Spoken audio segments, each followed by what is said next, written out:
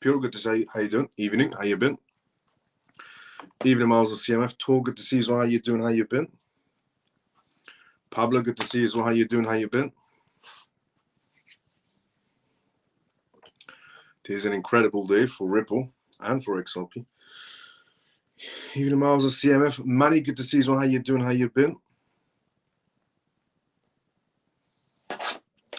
Good day, brother Miles and family. Good to see you as well. Comatose, how you doing? How you been? Hello, Miles. T, good to see you as well. How you doing? How you been? Evening, Miles. Lee, good to see you as well. How you doing? How you been? Sorry about that, everyone. We have some essentially XRP news to go through on tonight's live. A few things to discuss regarding XRP, regarding the lawsuit that the SEC has dropped their appeal right now. Also regarding what's happening next for XRP and what Ripple is doing next, and the XRP ETFs, for example, the XRP IPO we're going to go through and so on. And the other companies that already have contracts with Ripple a long time ago, what's going to happen to them now that this appeal has been dropped? Because this is a sign of confidence that they're no longer essentially going after XRP. But a few things to essentially discuss on this live, important things to discuss. And we're going to go in and out of XRP news on tonight's live. So typically I would leave the XRP news towards the end of the live. But on tonight's live, we're going to go in and out of XRP news. Johnny, good to see you as well. How you doing? How you been? Evening, Miles of CMF. What about, what a great day this is for all of us inside the CMF. Facts. Let's go, Pierce. How you doing, brother? How you been? Morning, Miles of CMF. We are in the green light. We are one green light down, 2 to go. Let's go, Shelly. Absolutely facts. The case is now over. What's next for XRP's price? Well, we're going to go through it on tonight's live. Good day, Miles. Mike, good to see you. How you doing? How you been? Today is a good day. A lot out there. There still don't appreciate that it was just one of the green lights. Yes, facts. Hi, Miles and family. Golden Dragon, good to see you. How you doing? How you been? First green light. Let's go, Pierce. Hi, Miles. G, good to see you. How you doing? How you been?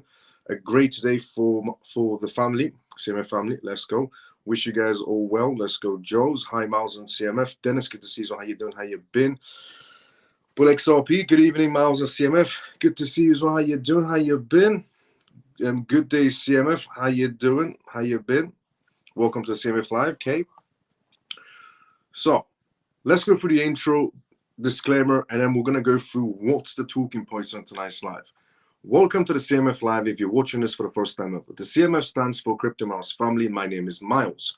I host this live that you're watching right now, Monday to Friday, 11:25 p.m. UK time, where we talk about the most recent news that's happening around the world in terms of cryptocurrencies, CBDCs, AI, and politics and regulations. Vital information for you to know about regarding the world completely transforming into a digital space. We also do Q&As on this live as well, which means if you do have any questions, put it down inside the comment section. I'll be more than happy to answer the questions you may have. Now, today was an incredible day for Ripple and for XRP in general. It was an incredible day. It was the day that the SEC decides to finally drop the appeal lawsuit, which means they're no longer, pursuing to continue suing essentially Ripple, and that case is essentially come to an end. Now, there is a few factors that are still remaining in play, and even Brad mentioned it today on Bloomberg straight after the announcement was made that the case has been dropped. And one of those things is that no longer is Ripple being essentially pursued by the SEC, but the tables have turned. Now Ripple is doing some sort of a cross appeal on the SEC to not pay their $125 million because it doesn't seem right. And if they don't pay the $125 million, it means that this time period that XRP was sold to institutions will no longer also be considered as securities. In general, XRP is not a security whatsoever. Mentioned many times on court documents, even by Brad, by himself on Bloomberg Today Live. But what Ripple's trying to do now is not pay the $125 million. Now they have the option of paying $125 million and walking away from the table and calling it a day. But according to Brad, they don't want to pay $125 million because it doesn't make any sense for them to pay $125 million, especially with this new pro-crypto administration that's in place with essentially the SEC. So if they don't pay $125 million, it also means that that small time period where XRP was sold to institutions, it will no longer also, that small time period will not be considered securities in any sort of a way, which is what Gary Gensler got from Judge Torres' essentially case back then. Now, here it is basically. Ripple's CEO downplays IPO plans and after regulations and SEC case ends and XRP surges. So a few things to go through on tonight's live. And the first one I'm going to go through is Ripple going to have an IPO? Is XRP ETF next? And regarding this case, what's Ripple's next movement? The SEC dropping its appeal against Ripple was amazing news, incredible news today. Pending final approval after more than 4 years of legal battles. But the fight isn't over yet, slightly. While the SEC is no longer pursuing its case against the company, Ripple is still essentially appealing the $125 million fine and the ruling that requires it to register as an institutional XRP sales as securities when they sold XRP that small time period to institutions. So, SEC decided to not essentially go after Ripple anymore, dropping that appeal. Ripple decides to counter essentially crossfire, you could say crossfire appeal, not wanting to pay $125 million, which makes a lot of sense because they shouldn't in reality. If everybody got to walk away scot-free and not pay a single penny, then so should Ripple. The ruling from Judge essentially Torres back then in August 2023, where she determined that XRP is not a security when traded on secondary markets, but institutional XRP sales to accredited investors were classified as securities, still holds. And XRP jumped by nearly 11% to $2.52 following the news that was essentially released, according to the data from CoinGecko or CoinMarketCap. And after years of litigation, the SEC has finally pulled back, but Ripple is not done yet. CEO Brad sat down with Bloomberg today on live and explained why the company is keeping its appeal active. Not from the SEC side, because that's been dropped, but the other way around. He said the SEC has abandoned their appeal. And that means we go from being the defendant to the plaintiff. Brad also addressed how much essentially Ripple has spent on legal fees since the case started in December, essentially 2020. He said, we spent over $150 million defending this case, not just for us, but for the entire industry, he said. He called the SEC strategy under Chairman Gary Gensler an attempt to bully the crypto industry through litigation such actions, and the SEC wanted to push its power over crypto through lawsuits. That's over now, he added. In his Bloomberg interview, Brad acknowledged that dropping the appeal is an option, but pointed out that the fine stems from XRP sales in 2015 and 2016 transactions that did not harm any investors, which is true. The XRP that was sold essentially to institutional investors between the time period 2015-2016, which Judge Torres claimed they could be considered securities and so on, nobody was harmed. No investors lost money in any sort of a way. The SEC's decision to drop the appeal signals a shift in its approach to essentially crypto enforcements. Brad said that Trump's new administration and changes in the SEC leadership have played a role in this. He said, I think if you asked Paul Atkins and David Sachs, they agree that this case never should have been even brought up, which is facts. Also, to point it out, Hester Pierce a while ago said when Gary Gensler was still the chairman of the SEC, there was no point even suing Ripple. Essentially, Brad dismissed speculations that Ripple might go public, saying an IPO is not a priority right now and going public is something we can consider, but we don't need to do it as of now. So if you're wondering to yourself, is Ripple going to go public next? According to Ripple, or according to Brad, IPO is not really on their roadmap right now, but other ventures are essentially. And I'm essentially going to explain to you what Ripple is focused on now instead of going public. So, unlike most companies inside the blockchain space that are going public to raise capital for themselves, Ripple has been able to grow organically without essentially outside funding, and instead Ripple is looking at acquisitions instead. So Ripple, instead of going public, trying to raise money for Ripple, Ripple has money. So instead, Ripple's next movement is to purchase companies that are going to benefit Ripple, essentially make Ripple into a better company as time goes by and expand its reach. Brad confirmed that the company, that Ripple essentially is actively looking to buy blockchain infrastructure companies. There will be consolidations this year and we're going to be a part of it, he said. Financial institutions have also started to rethink their approach to crypto. As Brad pointed out, major US banks that wanted to do nothing with crypto before are now changing their minds. It's facts. Bank of America's CEO, essentially being anti-crypto a long time ago, became pro-crypto. JP Morgan, essentially CEO, was anti-crypto, became pro-crypto. BlackRock, anti-crypto, pro-crypto. CFPB, anti-crypto, pro-crypto. SEC, anti-crypto, pro-crypto. Wall Street, anti-crypto, pro-crypto now. Morgan Stanley, anti-crypto a long time ago, pro-crypto now. Citibank, anti-crypto, pro-crypto now. And the list goes on. Two key areas where banks are showing interest are crypto custody and payments. As stablecoins and real-world asset tokenizations gain traction, financial institutions are exploring ways to integrate into crypto services. Again, Bank of America's essentially CEO stating at the World Economic Forum that banks are ready for usage of essential cryptocurrencies does show that signal without a doubt. And Ripple has been expanding its stablecoin business, launching essentially RLUSD last year. The company's goal is to make it one of the top 5 stablecoins by the end of the year. And Brad said the goal is by the end of the year for RLUSD to be one of the top 5 in the market by the end of the year. And I think the whole market's going to grow dramatically this year. According to Brad, the entire market space of the crypto space is going to grow dramatically. And to be fairly honest, it is, because this year is also the year of regulations, not just for the United States, which is the biggest market space on the planet, but the rest of the countries around the world are also coming out with regulations in their own essentially wave. The United Arab Emirates has came out with a tremendous amount of regulations to regulate the entire crypto market space. So is the EU, so is the UK up to a certain extent, so has Hong Kong, so has Singapore, so has Japan, and a few other Asian countries, a few other Middle Eastern countries, Latin American countries are jumping on the bandwagon. Brazil is leading away with El Salvador alongside it in terms of crypto regulations. The stablecoin essentially market is currently valued at $230 billion. And some analysts believe it could grow 10x over the next 5 years, said Brad. Adding that Ripple wants to capitalize on as much as it can when it comes to the stablecoin market space.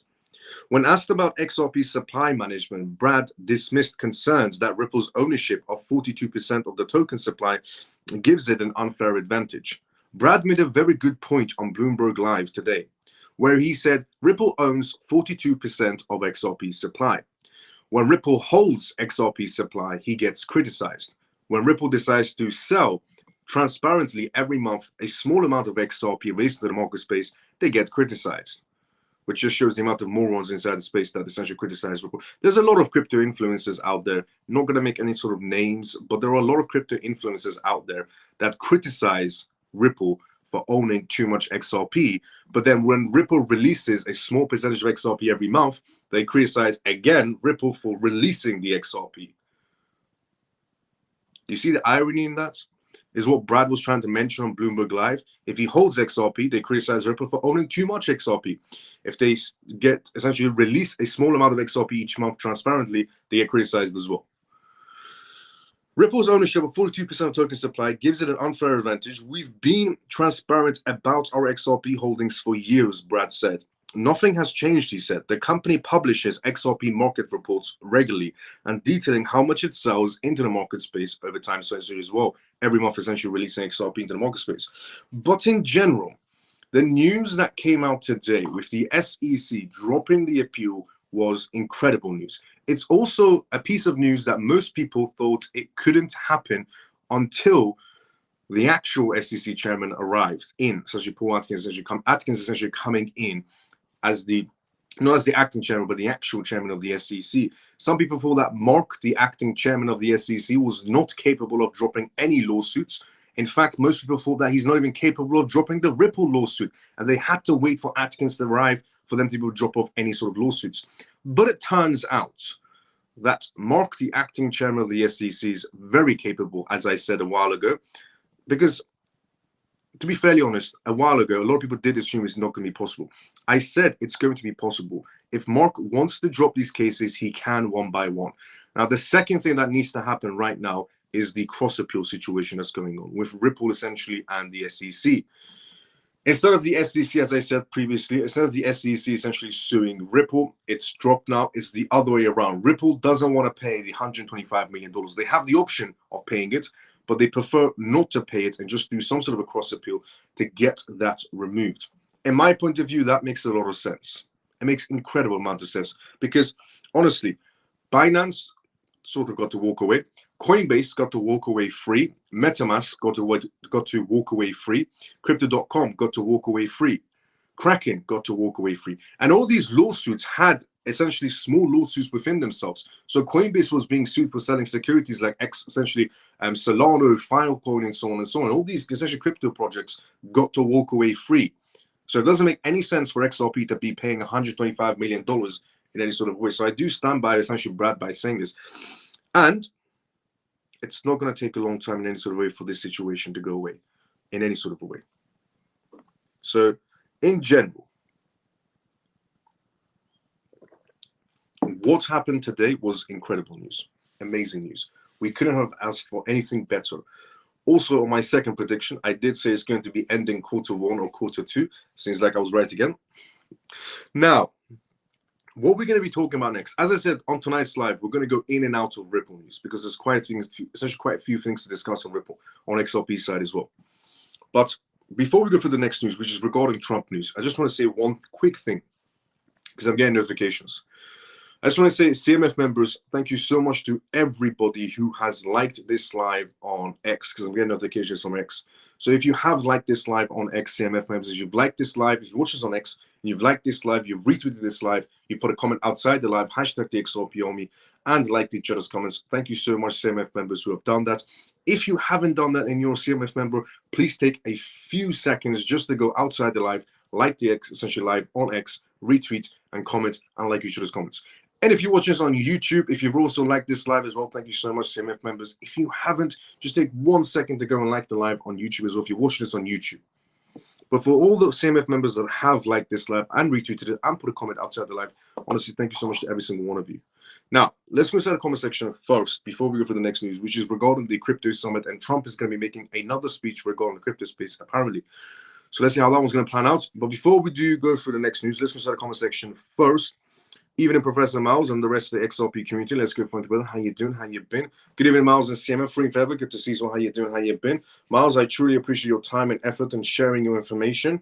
You have opened my eyes a lot. God bless. Let's go, Golden Dragon. Hi, Miles and CMF. George, good to see you. How you doing? How you been? Good evening, Miles. How are you? Callie, good to see you. How you doing? How you been?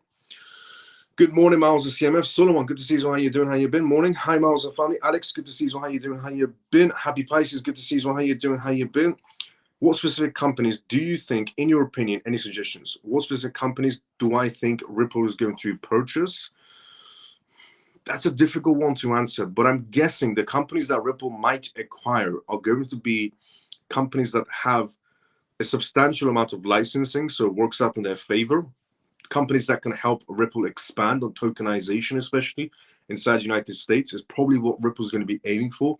It's either going to be custody companies in the United States, or it's going to be tokenization companies, essentially open the door to tokenization for Ripple, or the substantial licensings those companies may have. But it's an interesting play Ripple is doing. Instead of essentially going public like the rest of the essentially blockchain companies to raise capital, Ripple already has capital. So their next movement, according to Brad, is to buy out companies that are going to help expand Ripple's network or XRP Ledger's network, which is incredible. But I couldn't be able to specifically say which companies directly, but I would, in terms of taking a guess of, it's either going to have some relevance to tokenization or some relevance essentially to expanding their payment networks inside of the United States of America. So it's going to be companies that have a multitude of licensings. But great question, Shelly, honestly. Good evening, Miles and CMF. One step forward, can't wait for regulations. Let's go, Davey. Dates for regulations, the exact dates for regulations is difficult to tell. However, Congress is working incredibly hard. The SEC is working incredibly hard. The CFTC is working incredibly hard. And all of this, essentially, once again, is possible because of a Trump presidency. So is the CFC, so is the CFTC, so is the CFPB, so is the OCC. All these essentially governmental organizations are working at an incredible rate right now, trying to regulate the market space. And the first one that has been passed up to a certain extent is the Genius Act, which is relevant to stablecoins. So now they can approve ETFs. Yes, we're actually going to talk about ETFs on tonight's live as well. Good evening, Mouse, and great news today. It definitely is, Mav. Let's go facts. Hi from Malaysia. Shakira, good to see you. So how you doing? How you been? How long will it take for regulations to be established inside the United States? It depends. In my point of view, I think there's going to be a certain amount of essentially regulations coming out of this year inside the United States. and a lot more regulations also coming out next year and so on. But we should get the regulations we need for banks and institutions to be able to operate inside the essentially digital infrastructure space, the blockchain space in general this year. Because Bank of America, essentially CEO stating at the World Economic Forum this year that banks are ready to start utilizing essentially crypto assets. Then you have Bank of America executives helping blockchain companies to go public. And then you fast forward a little bit to the crypto summit that happened inside the White House, where people thought it was nothing, but in general, it was everything. Because when Trump made those speeches of transparency, no more suing crypto companies, and this is a capital for cryptocurrencies, the United States, the biggest market space on the planet.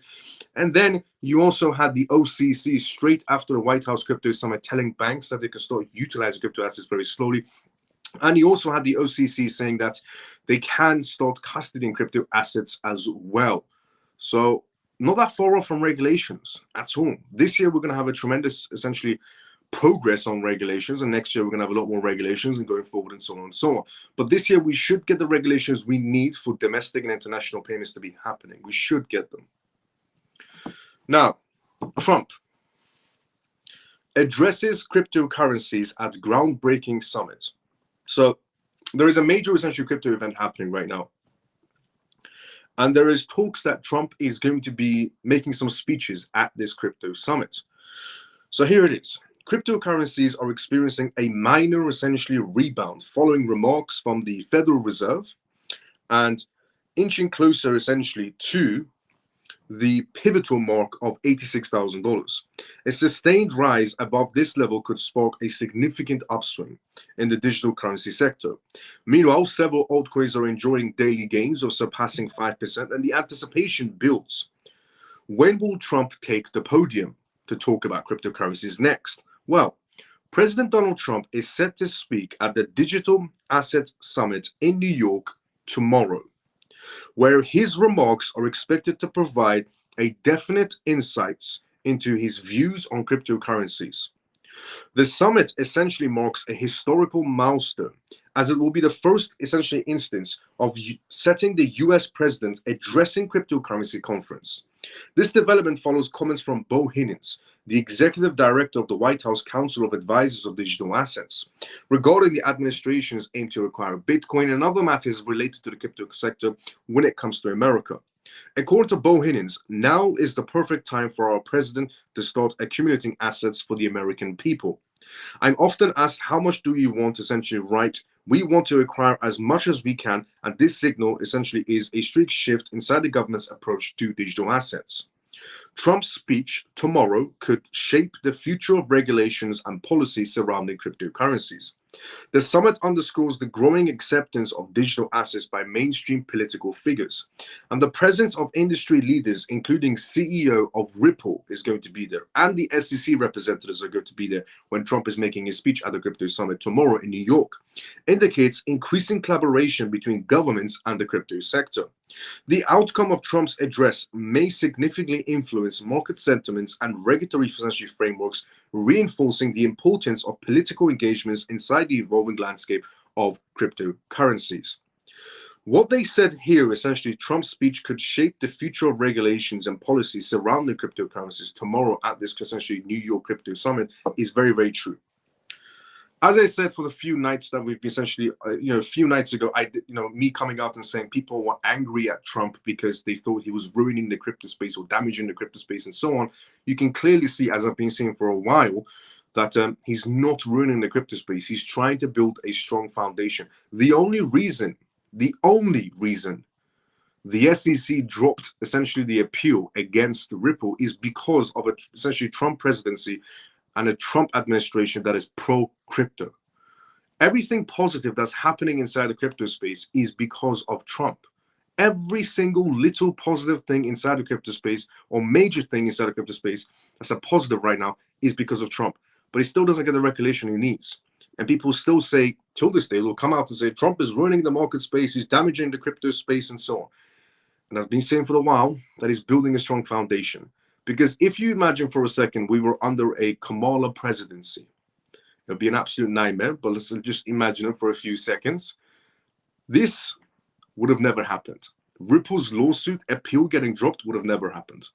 Coinbase case getting dropped never happened. Kraken's case getting dropped, it would have never happened. Consensus case getting dropped, never happened. Crypto.com's case getting dropped, it would have never happened. Everything positive that's happened inside the crypto space so far, minor or major, is all because of Trump. And he doesn't get the recognition he needs. Honestly, there are still people inside the crypto space who are still criticizing to this day because they don't understand the bigger picture. Now, moving on, essentially from Trump making major announcements tomorrow in a New York crypto summit to North Carolina. North Carolina and Minnesota are about to be introducing legislations to expand Bitcoin adoption. So here it is. In North Carolina, the state Senate has passed the bill SP283, a bill that authorizes the state treasurer to locate up to 10% of its public funds into Bitcoin. According to an update, the bill outlines the importance of provisions for the management of these funds, such as multi-signature cold storage for custody and monthly audits for proof of reserves, ensuring transparency and security. Additionally, the bill restricts the sale of Bitcoin to situations of severe financial crisis, with strict conditions for such transactions in a bid to protect the investments while ensuring that the state does not liquidate its Bitcoin holdings inaccurately. Meanwhile, in Minnesota, the state senator Jeremy has introduced the Minnesota Bitcoin Act, which interestingly reflects a shift in his stance on cryptocurrencies. Initially skeptical, Jeremy has expressed his evolving belief in the potential of Bitcoin and other cryptocurrencies, particularly after engaging with major crypto firms out there and conducting their own research. And according to his recent statement, this is a statement from the state senator Jeremy of Minnesota. This is what he said. As I do more research on cryptocurrencies and hear from more and more people around me, I've gone from being a highly skeptical to learning more about it. And to believing in Bitcoin and other cryptocurrencies. I believe global digital currencies are here to stay, and it's inevitable that they will become more and more mainstream as we go along. Crypto is versatile, digital assets that can be used in multiple ways, including as investments and global currencies or a hedge against inflation. That is a direct statement made by a man that was very, very skeptical, who's also the same man who's the state senator of Minnesota. It's now came out and said, we're doing a Bitcoin Act, we're doing essentially some of the crypto stockpile moving forward, and Minnesota does not want to get left behind whatsoever. The proposed legislation is designed to allow the Minnesota State Board of Investments to include Bitcoin and other cryptocurrencies to its portfolios alongside traditional assets. That is incredible to see. To see American states creating not just a Bitcoin reserve, but also a stockpile of digital assets, including other crypto assets. American states essentially being, diversifying their portfolios is incredible to see, and not just going for Bitcoin. The legislation also gives Minnesota residents the ability to pay state taxes and fees using crypto assets, following the example set by other states like Colorado and Utah, which have already adopted similar measures. To tap that, gains from Bitcoin and other cryptocurrencies would be exempt from state income taxes, thereby essentially offering traditional incentives for residents to embrace digital assets. This shift as a policy reflects broader trends across the country, with 23 states in the United States right now proposing or having already passed some sort of stage levels of a Bitcoin and a crypto stockpile reserve. The push for state involvement in Bitcoin and crypto assets comes on the heels of federal proposals, such as Senator Cynthia Lummis' Strict Bitcoin Reserve Act, which aims to establish a federal reserve of 1 million individual Bitcoins as obviously time progresses by. But the new news coming out, 2 other states have joined the rat race of essentially getting involved in the crypto space, creating not just a Bitcoin reserve, but a crypto stockpile, which is incredible to see. Honestly, seeing American states diversifying their portfolios is an amazing thing to see, and not just going for Bitcoin blind-eyedly. Now, what we're going to be talking about next, moving away from Minnesota and essentially the American states getting involved inside the crypto sector to the Fed. So one thing that we need from the Fed is rate cuts. Now, with Trump's tariff policies, it's putting pressure on Jerome Powell to put some sort of rate cuts along the way. But Jerome Powell is being essentially difficult when it comes to putting tariffs, and essentially coming in with tax tax rate cuts is being a little bit difficult. So here it is. Will the Fed's decision shift cryptocurrency landscapes? In a recent statement, Bitcoin essentially approached a significant threshold of 86,000, essentially roughly dollars, but could not break through. The Federal Reserve was contemplating three avenues: maintaining a strict policy due to inflation concerns, concluding its essentially quantitative tightening, QT in other words, or leaning towards a more accommodating approach. The outcome illustrated a nuanced balance act promoting discussions about its effects on the cryptocurrency sector. Now, a lot of people have came up with different perspectives on regarding the Fed, if they're going to do rate cuts or not. And these people are, for example, Bank of America essentially executives, JP Morgan analysts, Morgan Stanley analysts, and so on. They've all came up with different perspectives, some on similar lines and some a little bit more different. But we need rate cuts in general because that is a positive sign for the crypto space. It'll just be a cherry on top.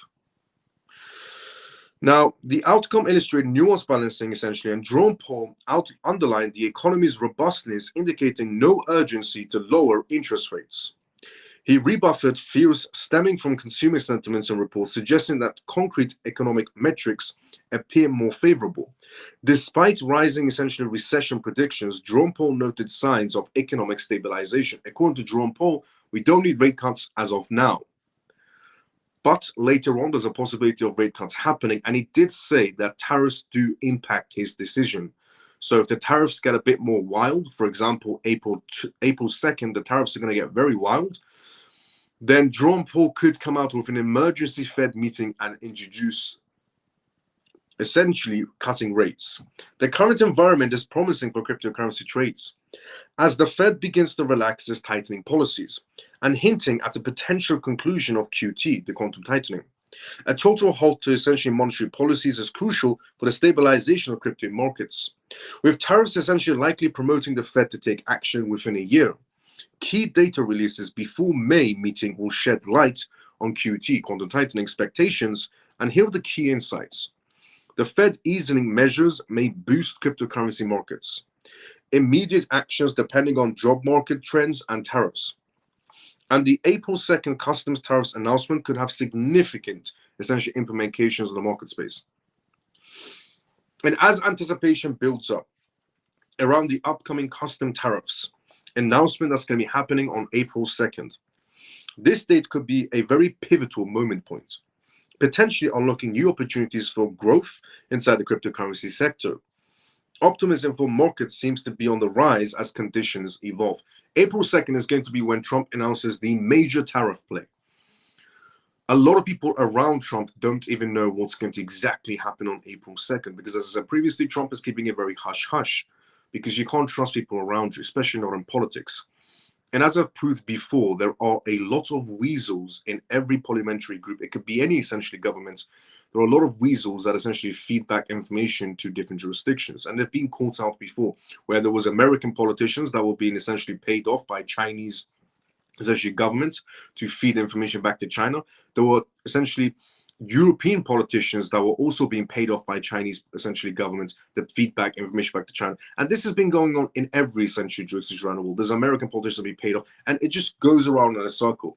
So that's why essentially I said that Trump is keeping it very hush-hush when it comes to April 2nd. We know that he's going to be introducing a tremendous amount of tariffs and putting the world on major pressure. And that pressure should have a positive effect on the crypto space in a way. But it depends to see if the crypto market space is going to be manipulated in that sense as well. But in general, it should have a positive wave for the crypto space when it comes to April 2nd and beyond. But knowing how volatile the market space is, knowing how manipulated the market space is, and not having regulations inside the market space, we'll have to wait and see for essentially April 2nd to see how things will play out. In general, it should be positive, but you never know.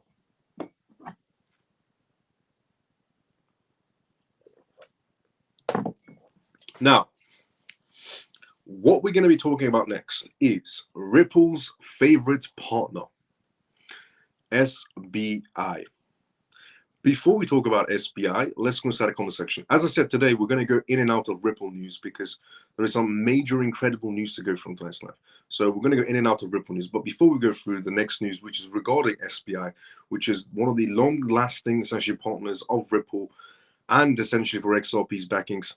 Let's go to the comment section first before we go for the next news. As I said previously, this is live, which means if you do have any questions, put it down to the comment section. I'm more than happy to answer any questions you may have. So let's go to the comment section first. We were here. Hello, Miles and family. I'm sorry to be late. How's everyone doing today and tonight? Scott, good to see you, brother. How you doing? How you been? Share the live. Let's go, Scott. Evening, Miles and CMF. Good to see you, Joe. How you doing? How you been? Scott, let's go. Hey, mate. Dale, good to see you as well. How you doing? How you been? So here it is. SBI. SBI has been backing Ripple for the longest time, backing XRP for the longest time. And they did say 2025 is going to be when they're going to start utilizing going towards the XRP ledger and supporting XRP this year. So here it is. SBI chairman doubles down on Ripple and XRP support. The chairman of SBI and the CEO of SBI Holdings reaffirmed his confidence in Ripple's future during his address at essentially FIN. Reflecting on his long-term investment in the company, he acknowledged the legal challenges Ripple has faced, but emphasized that it has now essentially gone on a strong path towards expansion. So obviously the news coming out today that essentially the SEC dropping the appeal against Ripple, happy days, amazing, incredible. SBI on the other side of the world comes out and essentially says they're getting ready. The CEO essentially of SBI highlighted the series of lawsuits that Ripple has encountered over the years, particularly its legal battles with the US Securities and Exchange Commission, SEC, which began back in 2020. Despite these hurdles, he believes the company is finally approaching a resolution, offering a more promising outlook for its operations. The optimism surrounding Ripple's legal standing is largely due to its ongoing settlement, essentially, that's just happened with the SEC. With the regulatory agency demonstrating a shift in approach under new leadership, several crypto firms such as Coinbase, Robinhood, and Gemini have recently seen their lawsuits against them dismissed, and next essentially was Ripple. As the case essentially came to its conclusion, attention is shifting from litigation concerns to Ripple's prospects for wider adoption and institutional partnerships. SBI Holdings has been a key supporter of Ripple since 2012, holding 9% stake in the company and playing a central role in its expansion into the Asian market space. In 2016, SBI Ripple Asia was established to drive blockchain-based financial solutions in the region. And the partnership further expanded essentially in 2021 when the introduction of XRP-powered remittance services through SBI Remedy. SBI and Ripple plan to explore new opportunities, including essentially the launch of non-fungible tokens, NFTs, on the XRP ledger at Expo 2025. And SBI Group is also focused on increasing its international presence, aiming to boost its overseas revenue share from the current 10% to 20% to 30% in the coming years. And the CEO of SBI remains strong, a very strong advocate of blockchain technology, calling it the most revolutionary invention of the century. He reaffirmed SBI's commitment to advancing Web3 technologies, positioning the company as a leader in this evolving, ever-landing digital essentially economy. So if you ever wanted confirmation, is essentially what's happening on the Japanese market side is SBI jumping in now, because they did say 2025 is when they're going to be entering essentially in this field. And that it seems like the SBI CEO has came forward and said he's doubling down on what he said before regarding Ripple and XRP, especially now that the appeal has been dropped, because now he's seen as an expansion going forward for Ripple rather than being stifled. Now, moving on from the SBI essentially announcement from the CEO to regulations. Regulations must go through Congress. The next thing we need inside the essentially crypto space, because we've had the lawsuits getting dropped, amazing to see all the lawsuits the major ones all getting dropped. That was incredible to see. And the last one essentially being the Ripple lawsuit, brilliant. What we need next inside the United States is regulations. That is going to be the final nail in the coffin for the market space.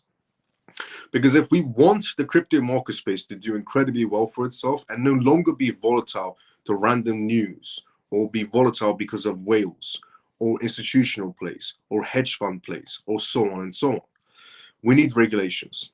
As I said previously, if we have regulations, then certain crypto assets that have licensings and contracts in place can start getting utilized in the institutional sector. It could be by banks or institutions or by both, depending on which their contracts are going for.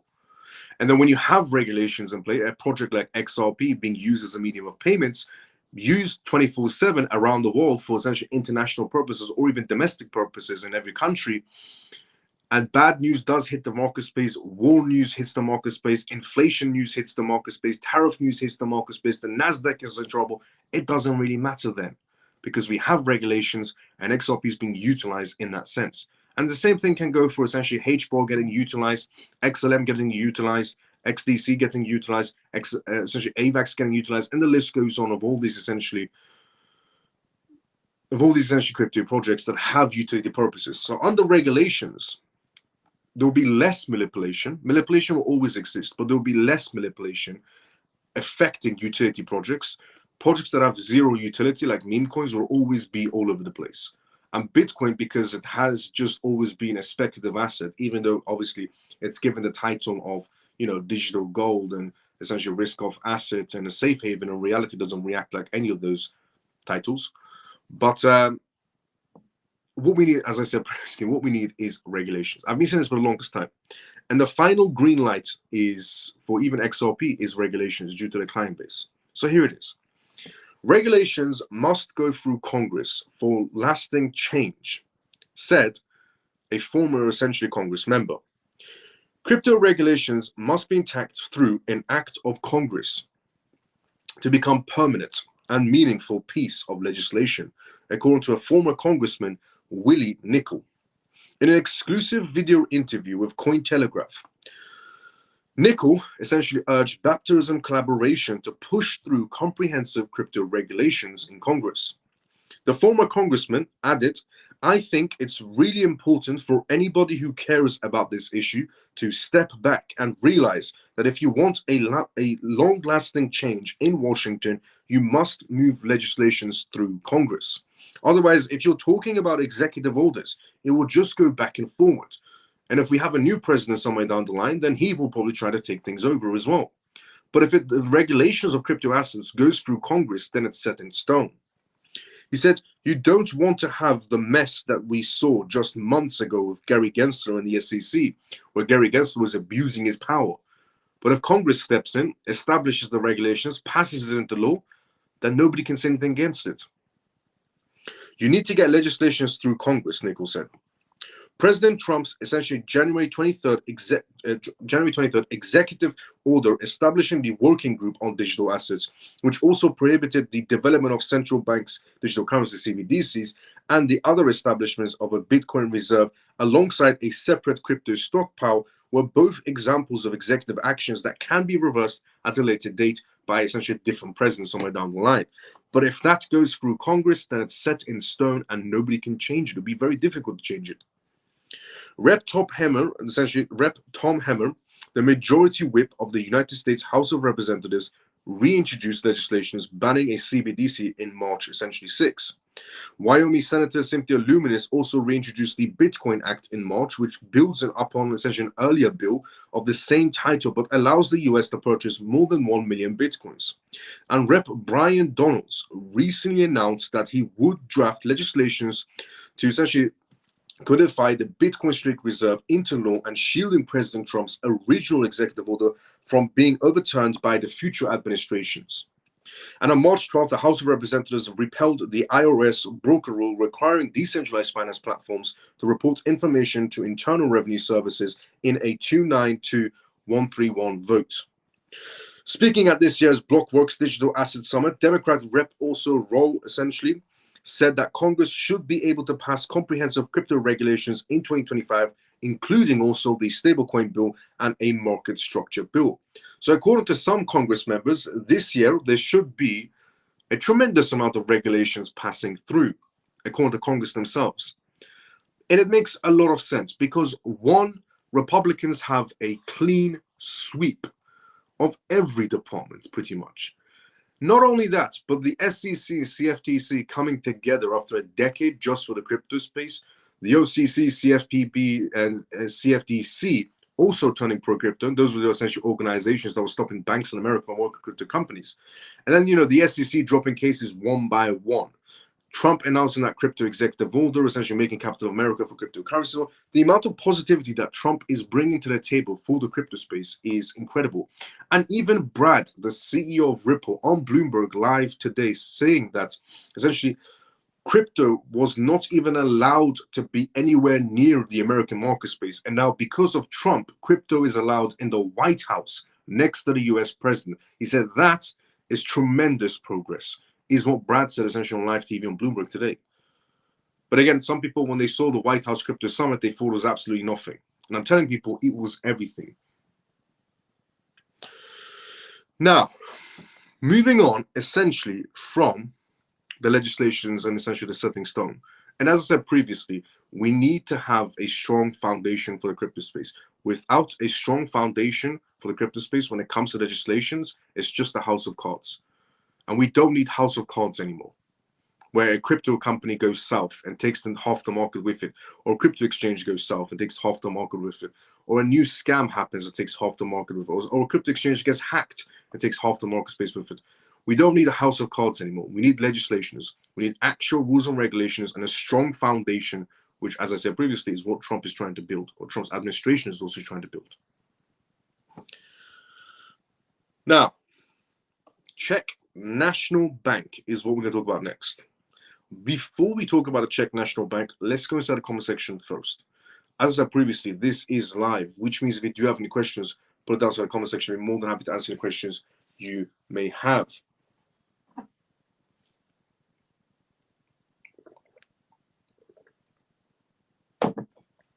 So let's go inside the comment section first.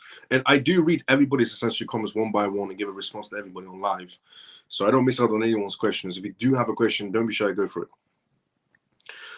When do you think there will be an announcement of the case versus US v. Ripple? When do you think there will be an announcement, the case US versus Ripple? Scott, elaborate on your question. Elaborate on your question, Scott, for me. Adoption, SBI. Yes, it does seem like essentially SBI CEO is doubling down on what he said regarding Ripple and XRP, especially now that the lawsuit essentially the appeal has been dropped. So I missed it. The case has been dropped. The case has been dropped essentially, Scott. Is that what you're referring to? Yes. The case has been dropped, Scott. Well, the appeal has been dropped. And now instead of the SEC suing Ripple, it's a Ripple essentially suing back at the SEC, trying to not pay the $125 million because it doesn't make any sense for them to do that anymore. And according to Brad's words, it's because everybody got to walk away free, and Ripple should also be able to walk away free as well, especially with this new crypto, especially with this new SEC, this pro-crypto SEC, and this pro-administration of cryptocurrencies, the Trump administration. Sup, Miles and CMF, hope all is well. Let's go. Ray, good to see you. How you doing? How you been? When will we see melt your face prices, is what Johnny said. When you're going to be seeing the prices melt your face is the closer we get to regulations. Even Brad himself stated that the crypto space wants to be regulated. On Bloomberg Live today, Brad, even himself, he said the crypto space wants to be regulated. It needs to be regulated, because otherwise we're not going to get the amount of capital we need into these crypto assets. And also the biggest factor being utility. So the faster the regulation is coming, the faster you're going to be seeing your faces getting melted at these price points. Hi, Miles and CMF. Daisy, good to see you. How you doing? How you been? But as I said previously, this year we're going to have quite a bit of regulations coming out. Next year, a lot more regulations coming out, and so on and so on. Yes, I was wondering about the appeal being dropped. Thanks. No problem, Scott. Anytime. What's up, brother? CMF and Miles. I'm very busy because of Ramadan. Bilal, good to see you as well, brother. How you doing? How you been? Now, Czech. The Czech National Bank has came forward, like a few essentially other banks out there, and decided to not go for a Bitcoin essentially portfolio. And they're not the only ones. There's a few other banks inside the EU have decided to not go for a Bitcoin portfolio. Also, for example, South Korea, yesterday I essentially told people that decided not to go for a Bitcoin reserve. Japan is thinking about it, but they're not really sure about it. Europe in general is not going for a Bitcoin reserve whatsoever. They see Bitcoin as a volatile asset. They don't see Bitcoin as a risk-off asset or a digital gold or a safe haven, which makes a lot of sense because it isn't either one of those things. As I've explained essentially many times, if two countries go into war, Bitcoin does not go up, it goes down, gold goes up because it's an actual safe haven. Those are just facts that Bitcoin maxis can't even debate on. Now, the Czech National Bank is the next one to do this. Is unsure about the role of Bitcoin and its reserves as it faces legal and volatility essentially challenges. Jan, a senior board member of the Czech Republic National Bank, came out, recently expressed skepticism regarding the cryptocurrencies. He's concerned about its legal status and the possible difficulties it could create for the bank's essentially financial records and audits. While the bank has been looking into new types of investments, Jan pointed out that Bitcoin's high volatility makes it a risky choice for central bank reserves. And Bitcoin's unpredictable price changes create a significant challenge for institutions, like the CMB, which usually works with more stable assets in their reserve, essentially assets in their portfolio, which being essentially gold. Furthermore, Jan pointed out that the lack of explicit laws about Bitcoins integrating Bitcoin into the national banking system could result in legal and compliance problems. In general, Bitcoin should not be used for payments. It's a terrible idea for Bitcoin to be used for payments because it's slow. I just want to point one thing out to people around the world, especially Bitcoin maxis. The crypto space is this big. The crypto space is this big. There's been surveys done all around the world and the amount of people that are inside the crypto space, and it's this big. We want the crypto space to go from this big to this big. Essentially matching other market spaces around the world, matching the real estate market space, the automotive industry, Wall Street, and so on. That's the eventually part we want to get to. But before we get there, the crypto space is this big. And in this small, essentially, sector, Bitcoin gets congested. Payments slow down and fees get expensive. Imagine if we went from the population of this much inside the crypto space to this much. Imagine how much more congested Bitcoin will get and how much more slowed down it will essentially get. Same goes for Solana. The market space is this big and Solana struggles to essentially send payments sometimes. If we get to this big, it's not that difficult to imagine. So honestly, I've said this before and I'll say it again, Bitcoin is a terrible asset for payments. For payments, it's a terrible asset because the market space is this big and it's already struggling. If we ever reach this type of market space, it's doomed when it comes to payments for Bitcoin. It will probably take a week for one payment to process. It'll be slower than Swift. And that's why XRP genuinely is the better option. I'm not saying that because I'm biased when it comes to XRP, but XRP is the better option for payments by a mile. But the complex nature of cryptocurrency and transactions means new processes are needed for proper management, tracking, and reporting. This could mark essentially things even more complicated essentially for the National Bank essentially of Czech. Meanwhile, towards the end of January 2025, Alice, the bank's governor, presented the Bitcoin acquisition plan to board, essentially setting the stage for $7.3 billion investment. Governor Millet previously hinted at the potential move, mentioning an interest in acquiring a few Bitcoins just for diversification purposes, the national asset. Despite skepticism from some corners, the central bank seems focused on new asset classes for long-term stability.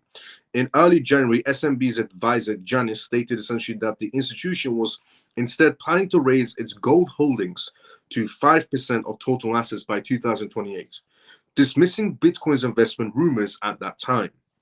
However, if passed, the lawsuit proposal would mark a significant pivot from traditional reserve strategies towards embracing digital assets alongside gold.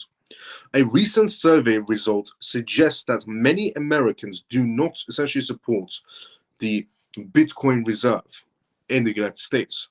And according to the poll, 51% of respondents opposed essentially the proposed reserve, while another 34% supported it. Also, 15% of the survey respondents were neither here or there. They didn't really care about the reserves. Some self-essentially acclaimed Republicans supported the proposal 41-40, while Democrats opposed it 59-29. Similarly, South Korean central bank also clarified that Bitcoin will not be considered a part of its essential reserve assets. And officials from the bank stated that they will not have the time even to review nor discuss the possibility of holding Bitcoin as a reserve asset in any sort of a way. And they cited it because the reasons are extreme volatility and high transaction costs during market instability. Exactly what I said. The market space is this big and Bitcoin gets congested, and sometimes fees go through the roof when it comes to transfers. And if the market space, the crypto market space, goes from this big to this big, imagine how much congested Bitcoin will get. If people want to do transactions all around the world using Bitcoin, it will take a week for Bitcoin to be able to process transactions, which genuinely makes it slower than Swift in some cases. And the fees will go through the roof. And that is why certain central banks around the world have came out and said, yeah, we don't see the point of using Bitcoin for payments because it gets congested and the fees go through the roof. And the population of crypto is this much. If we go from this much to this much, forget about it. But again, Bitcoin maxis won't say these things because, they eat and breathe and sleep Bitcoin. Now, and these are all just common sense. Giant company takes XRP step after positive development in XRP case. So who is this giant company that's coming forward, enormous company that's coming forward, backing XRP right now, and trying to introduce something to the market space, technically today, because it's 12:24 a.m. right now in London. So 12:24 a.m. in London right now. So technically today, who's this giant company that's going to be doing this? The Chicago-based exchange and clearinghouse, Bitcoin, has announced plans to launch an XRP futures product following the voluntary withdrawal of its lawsuit against the U.S. Securities Exchange Commission, SEC. So the SEC essentially lawsuit with Ripple's appeal completely going away has prompted this. This move comes after Ripple's recent legal victory that effectively ended its long-running battle with the regulator.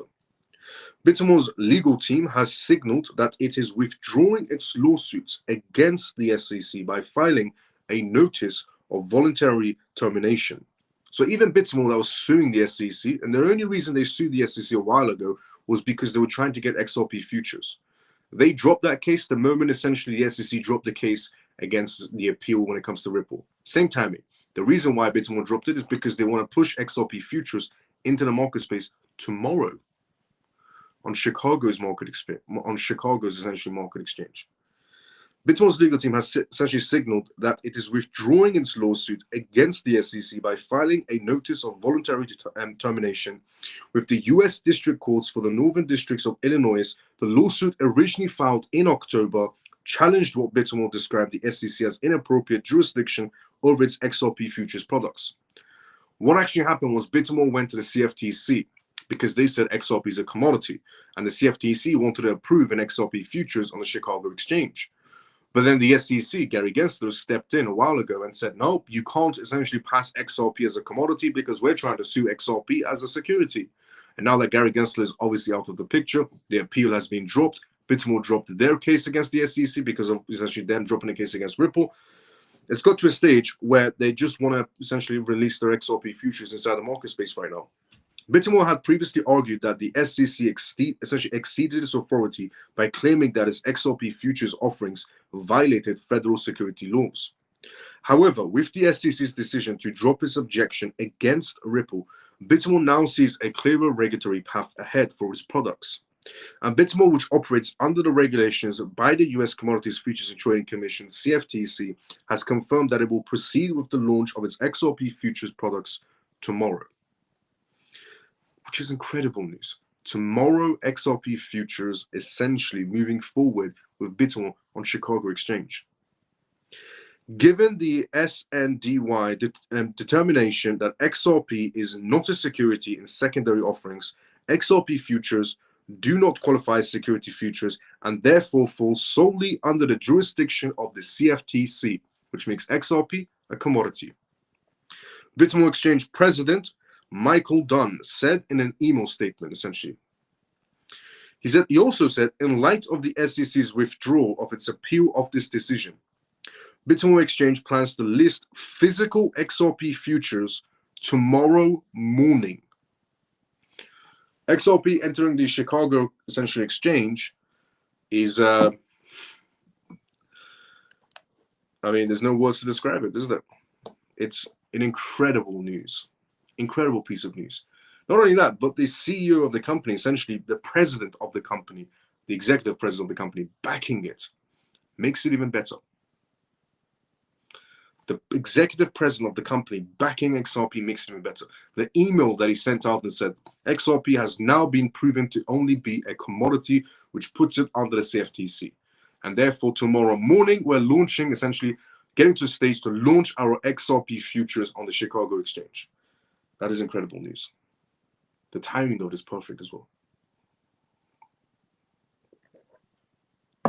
Which also leaves the question of XRP ETFs. So now that we're getting XRP futures, what about XRP ETFs? Where is that standing? Well, I said previously that the SEC is going to have difficulty approving XRP ETFs if there's an ongoing lawsuit. But now that the appeal from the SEC has been taken away completely, opens the door for XRP ETFs now. It genuinely opens the door for XRP ETFs. There's no reasonings of an XRP ETF being denied now that the appeal has been taken away. Even though there is a cross-appeal situation happening where, in Brad's words, they're no longer the defendant, but they're the plaintiff. Even though the cross-suing that's happening, that is Brad's essentially trying to not pay the $125 million to the SEC because it makes no sense, and removing that small little sector of 2015, 2016 regarding sending XRP to institutions that was considered securities, but in general, XRP is not a security, and trying to remove that by not paying the money, the $125 million, makes a lot of sense. But even though that is happening, that shouldn't come in the way with the SEC approving essentially XRP ETFs. So in my point of view, the SEC has no reasonings to deny an XRP ETF. They can extend it if they want, but denying it is never going to happen now. Because it already made it very confusing for the SEC, with Trump announcing XRP as the first crypto asset in the American stockpile, but then the SEC has an ongoing lawsuit with the asset that Trump, as the United States president, has chosen for crypto stockpile. It already made it a confusing situation for the SEC and put more pressure, as I said, on Mark to drop this case. The acting chairman of the SEC, which Mark did drop this case. He had no choice. It was creating too much confusion. But now there's also no choice for him to deny an XRP ETF at all. Extend, sure. Deny, not possible. So the chances of an XRP ETF approval is about 1 billion%. Extending is possible, but approval is about 1 billion%. And rejecting it is never going to happen. An XRP ETF should not get rejected in any sort of a way. With the amount of pro-crypto-ness that's going on inside the SEC, the CFTC, and all these governmental departments, and the Trump administration, and the United States president, there's no way the SEC should be denying XRP ETFs. Now, especially. And what we're going to be talking about next is Bank of America. But before we talk about Bank of America, let's go inside the comment section first. As I said previously, this is live, which means if you do have any questions, put it down inside the comment section. More than happy to answer any questions you have. Also, if you have a statement, go through it as well. I read out everybody's comments one by one. I don't leave anybody out. Everybody's taking time to put a comment, so I'm going to, read it out. So let's see where we are inside the comment section before we go through the Bank of America news. Case ends. Finally, it's done 100%. The appeal has been dropped, so technically the case has ended, yes. But Ripple's trying to do some sort of a cross-suing not to pay $125 million, and obviously removing that, security part when it came to the institutional sales time frame of 2015 to 2016.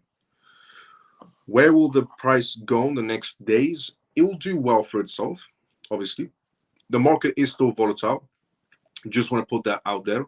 The crypto market space is still volatile. It could be volatile to inflation news. It could become volatile to tariff news. It could become volatile to war news. Remember, we don't have regulations yet. So the crypto market space can become volatile at any moment in time. If any bad news hits the market will go all over the place again because we don't have regulations, and regulations equals utility. But I said that a while ago as well. Unless we get regulations, we don't have a stable market space. We have a very up and down market space. How are you, CMF? Bill, let's go. I'm doing great. How you doing, brother? XRP, let's go 777. So, will BlackRock be filing for an XRP ETF in the next few days? Well, if BlackRock wants to file for an XRP ETF now, it makes sense. Or even wait for Ripple to pay the fee or not pay the fee and then appeal, essentially, and then apply for an XRP ETF. But the only reason BlackRock never applied for an XRP ETF because there was an ongoing lawsuit. Now this lawsuit has essentially, the appeal has been dropped. So technically the case is over, but there is a crossfire situation happening. Ripple, essentially BlackRock could wait for the crossfire situation to go away before essentially applying for an XRP ETF, or they could apply if they want to. Time will tell. But what I can say is, as I've said previously, this year is going to be incredible. As I said previously, a lot of people assumed this year is going to be terrible with tariff news and inflation and essentially the war news and all. But genuinely, alongside the tariff news, the war news, the inflation news, alongside all of that, there are major things happening inside the crypto space that you shouldn't be distracted from looking into, which is America, the biggest market space on the planet, becoming the capital of cryptocurrencies. Or essentially the CFTC and SEC becoming pro-crypto. Legislation is being passed by Congress and senators all becoming pro-crypto. American states applying for crypto, essentially the portfolios. The amount of positiveness and the amount of things that are trying to pass for the essential crypto space this year is going to be incredible. So don't let the tariff news essentially fool you or the war news fool you and so on. Those are temporarily market volatility. Pretty much, they're all temporary. Because what we're actually going towards is regulations, which will stabilize the market space. Is what we need. That's the only thing we need in this market space right now, is legislations to stabilize it. Waiting for BlackRock application now. Let's go, Shelly. Thanks. Mouse, what will the price do? Why didn't we see $3 directly after the case end? I said you won't be seeing essentially those price points after the case ends. Mainly because they still haven't paid $125 million. Or they're not going to pay the $125 million. But also the market space is still volatile, and any bad news can make it go all over the place. Ripple still hasn't paid the fee, $125 million, which in Brad's words, they don't want to pay it. They can pay it and walk away, but in Brad's words, he said he's looking into not paying it because everybody got to walk away free, so Ripple wants to walk away free also. So they paid that off, the market space will react in a better way as well. XRP will react in a better way. But for the biggest reaction, as I said previously, is legislations. We need regulations for the biggest reaction. Regulations, utility, biggest rocket going up. Hi, Miles CMF. Stormy, good to see you. How you doing? How you been? Now, Bank of America.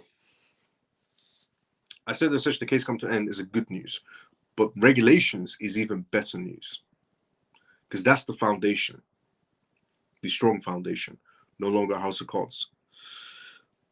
Bank of America CEO says the economy is stronger than we think, and the Fed should hold the rates. So Bank of America CEO coming out and stating that the markets are doing good for themselves. The labor markets are good, the retail section is good, the food market is, everything in general, in his eyes, is a positive. Brian, the CEO of Bank of America, said today that consumer spending remains strong. And that means that the US economy is in better shape than many believe so. Obviously, CNN will tell you, the US economy is doing terrible in every sort of possible way. And so is, essentially NBC and so on, and The View. They always come out and say the US economy is doing terrible, Trump is doing a horrible job, and so on. But from somebody that has intelligence, because journalists don't have intelligence. Let's just be fairly honest with ourselves. Journalists read from a piece of paper. a piece of paper that's manipulated, written, and handed to them. But for somebody that has brain cells, a CEO of a bank, not just any bank, a Bank of America, he said, despite essentially spending remains strong, and that means the US economy is in better shape than many believe. Despite consumer confidence hitting a 3-year low, Bank of America's data shows people are still spending money, just in different ways. Instead of buying goods, they are shifting towards services. He said, we're in a classic moment where the consumer is saying, I'm getting more in some of the surveys and things like that. Said during essentially an interview on a CNBC Squawk. He said, but if you actually look at what they're doing day to day, they continue to spend, which means the economy ought to be holding up better than people think. The US economy is expected to grow at 2% in 2024, and down from the 3% range seen recently, according to the CEO. The slowdown is partly due essentially to tariffs, which are temporary, which Bank of America estimates will cut 0.4% off GDP growth in the short term before the economy adjusts towards the positive path. The CEO said 2% GDP growth is what the country has been aiming for since 2008's financial crisis, calling it a trend growth. He said consumer spending is still strong enough to sustain the economy, and that the biggest question now are about how things will unfold in the coming months. He also went on to say, we see the consumer continue to be solid, and that should bode well for the economy. And there's a lot of questions out there, and I think that it will sort itself through. But right now, we're talking about what could happen. We're talking about what is happening. The consumer continues to spend pretty strongly for the first part of this year. And the CEO spoke just hours before the Federal Reserve's latest interest rate decisions and made it clear that the central bank should hold rates steady for now. And markets have already priced in zero chances of a rate cut right now. And Bank of America believes rates should remain unchanged through 2026. However, they can be essentially emergency rate cuts depending on tariff news. He said, I would think the Fed would be a little cautious about cutting, not knowing what the impact of tariffs is going to be. He said, it would seem that maybe they'd want to hold on the firepower that they've been built up over the last year or so. He also said it would be better to maintain a real interest rate of 3% instead of going back to near zero levels seen after the financial crisis during the COVID-19 pandemics. And another key factor, Trump's tariffs. The White House is expected to release a global review of tariffs on April 2nd. And if they increase, inflation could pick up again, but it's short-term inflation. That would give the Fed even more reason to delay certain rate cuts. Some analysts think the Fed has already lost control of economic policy to the Trump administration. Theory, a strategist essentially, said that the uncertainty surrounding the White House's policies is making it hard for the Fed to commit to a clear rate path. And the Fed may find it difficult to signal 3 more rate cuts, or even 2 more rate cuts, he said. It could push 1 rate cut into 2026, leaving only 1 rate cut medium dot for 2025, or even a few other ones. Despite the Fed's hesitation, traders still believe 2 or 3 rate cuts will happen this year. Goldman Sachs also stepped in. Goldman Sachs' economist David said the Fed might stick with 2 cuts just to avoid shocking the market space this year. Right now, major stock indexes are hovering around correction essentially territories, meaning they have dropped about 10% from recent highs. And in the past, the Fed has often stepped in to ease financial conditions when markets got rough. That's known essentially as the Fed put, the idea that the central bank will cut rates to support Wall Street. But this time, the Chicago group Fed Watch tool shows traders are expecting a rate cut until at least June. Even then, the market is split on whether the Fed will make one additional, essentially quarter point cut or go for a third cut by the end of the year. Beyond interest rates, the Fed is also dealing with its massive, essentially massive $6.4 trillion balance sheet, which includes treasuries and mortgage-backed, essentially securities. And right now, the Fed is letting a fixed amount of bonds roll off its balance sheets each month, a process essentially known as quantitative tightening, or QT in other words. Many expect the Fed to end this program later this year, but recent essentially meetings have included discussions about how to handle the balance sheets long term. The easiest way to put it is, yes, it is true. The Fed doesn't know what essentially Trump is doing, which is a good thing. Jerome Powell has always been some sort of a weasel, you could say. The Fed chairman has always been some sort of a weasel, and he didn't like the idea of Trump becoming president a long time ago when essentially the voting was happening. And then when Trump became president, he did a few other speeches and said essentially, nobody can, tell me which direction to go. I'm going to be remaining as the Fed chairman, and Trump is not going to be able to remove me, even though he is the president of the United States. So he's had that back and forth with Trump. So what does Trump do? With the plan of tariffs, multiple things is essentially happening, and one of those being the pressure is putting on the Fed to do rate cuts. Jerome Powell doesn't want to do rate cuts, but with Trump doing tariffs and not telling, essentially keeping his circle very small, it creates that surprise situation as well, which puts the Fed on edge and puts other countries around the world on edge, on their tiptoes, which is a good thing. Honestly, Trump keeping countries on their tiptoes is a good thing, especially corrupt politicians. Because I guarantee you some of these corrupt politicians can't sleep at night because they don't know if they're next on being investigated by Trump's administration or Elon Musk dojo of essentially government efficiency. And what's happening also, just to point out one quick thing, what's happening to Elon Musk in terms of his Teslas, it's a terrible thing. And people who are doing this they have no backbone, to put it in the simplest way. If anybody's essentially thinking about going against Elon Musk, a man who is putting his company, his life on the line to find corruption in a government, the biggest government on the planet, and this is the way he's being treated by the retail section. In my point of view, it could also be a retail section that are paid off to do this. Shameful. The people that are doing this, they have no backbone whatsoever, because Elon Musk could have easily rejected this job.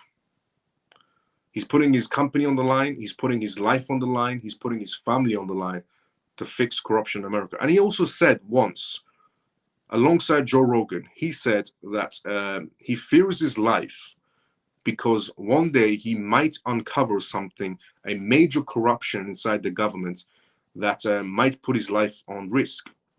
He is genuinely risking his life to fix the corruption that's happening. And the most of the corruption that's happening is from the Democratic Party, with all the spendings they've been doing over the years and randomly writing them off.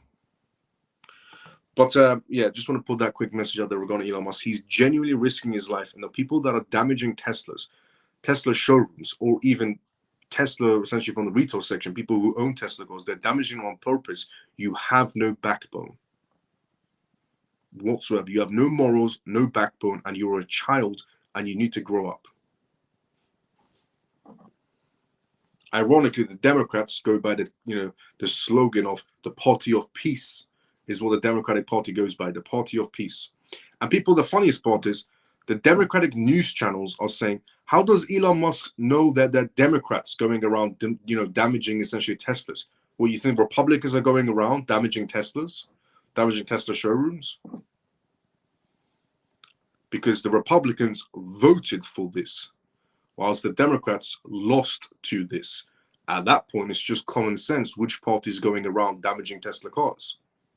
But then again, what do you expect? Common sense isn't really that common, especially when it comes to Democratic politicians. Just want to put that out there.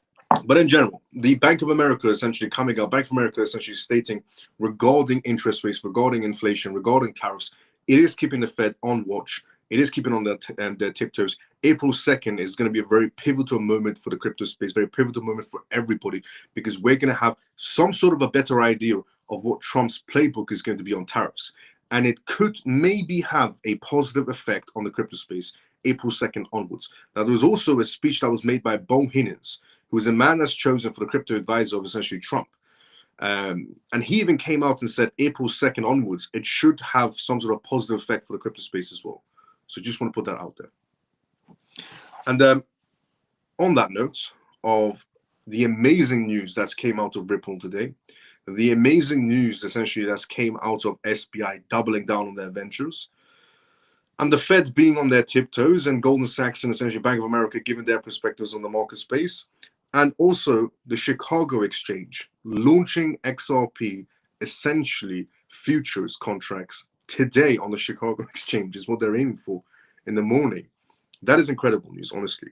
The best news we could have ever asked for. And all of these things, all these positive things happen inside the market space because of Trump, because of a Trump essentially administration. So if you are somebody inside the crypto space, be grateful that Trump has become the president of the United States, because not a single thing positive for the crypto space would have happened under Kamala Harris. So as I always say, thank God Trump won.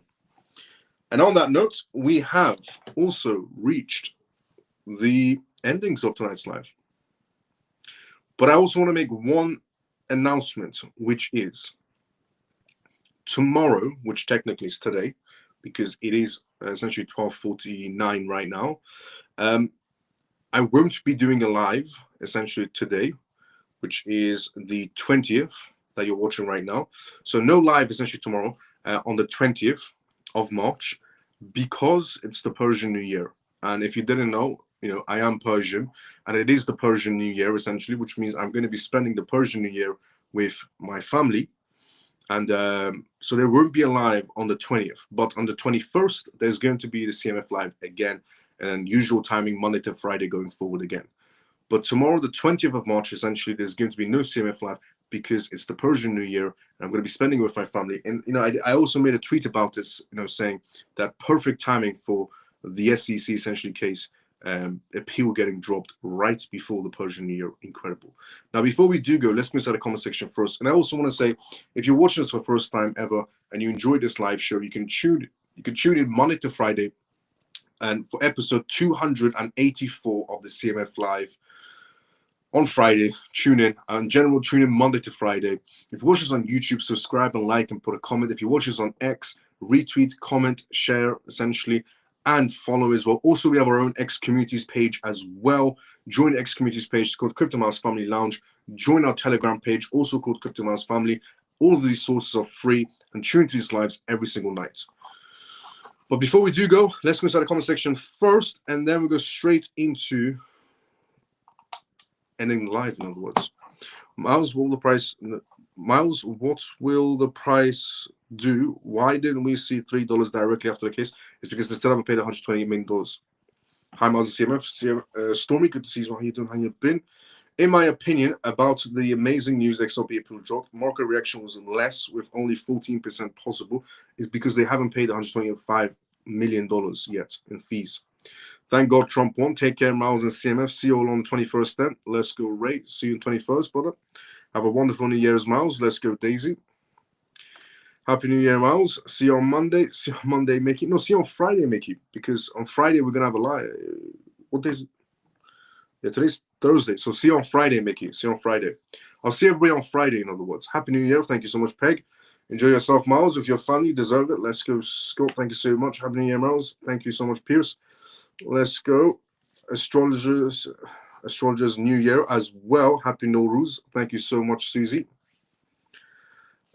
Good night, Miles and all CMF. Thank you for a great live and great news. Let's go, JP. See you on Friday, same time as usual. Another great drop, Miles, tonight. Let's go, Scott. Thanks, Legend. Nowruz Mubarak, and have a great time with your family. Night in the CMF. Shelley, thank you so much as well. Miles, family comes first. Enjoy yourself. Hopefully, see you in 2 days. And I'll see you on Friday. I'll be seeing everybody on Friday, unless I do push the CMF live to Monday, but we'll see. Let's go, Miles. Thank God Trump won, and good night, Miles. Let's go, Callie. See you on Monday, same time. I'll see you on Friday, same time as usual. We'll see. It's either going to be Friday or Monday. The live show continues. Happy New Year, Miles. Night, everyone. Let's go, Joe. See you on Monday or Friday. I'll be seeing everybody tomorrow. No, Friday. I'll be seeing everybody on Friday. I'll be seeing everybody on Friday or Monday. I'll let you know inside the same Telegram group. because it is, as I said, Persian New Year, and we're spending with my family. And this New Year is essentially dates back all the way to the Persian Empire, and it's based on nature resetting, essentially. Happy New Year's. Have a blessed times. Let's go, Stormy. Thank you so much. Much cheers and goodwill to you and your family and for your New Year's. Let's go, Michael. Thank you so much. Have a good evening, day. Let's go, Scott. Good night, CMF. Let's go, Stormy. Good night and see you. I'll be seeing everybody on Friday or Monday. I'll let everybody on the Telegram group. Everybody have a great day or a good night, depending on where you're around the world. CMF, have a great day. Have a good night. Thank you so much to everybody that tuned in today. Like, comment, share, retweet, like you should, comments, follow, and subscribe if you already haven't. Have a great day. Have a good night, depending on where you're around the world. CMF.